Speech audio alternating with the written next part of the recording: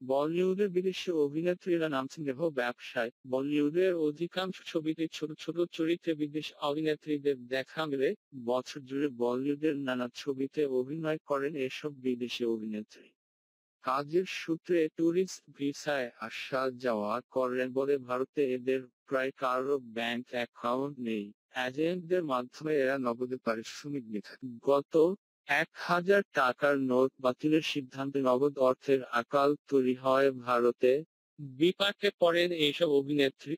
Account না থাকায় পুরনো নোট পরিবর্তন করতে পারছেন না তারা। যা যায় মুম্বাইয়ের অরিজিৎ এলাকায় একটি ভাড়া বাড়িতে থাকেন বেশ কয়েকজন বিদেশি অভিনেত্রী। সেখানকার বাড়ির মালিককে ভাড়ার টাকা দিতে পারছেন না তারা। উপায় না থাকায় তারা ভাড়া বাড়ির মালিককে প্রস্তাব দিচ্ছেন নগদারা নাম মিটিয়ে পরিবর্তে তার শয্যাসঙ্গী ঘর। উজবেকিস্তান থেকে আসা এক শিল্পী জানান, তার কাছে যে পুরানো নোট আছে তা বদলে দিতে রাজি হয়েছে এক দালাল, কিন্তু বিনিময়ে নতুন নোটের সিংহভাগ চাইছে সে।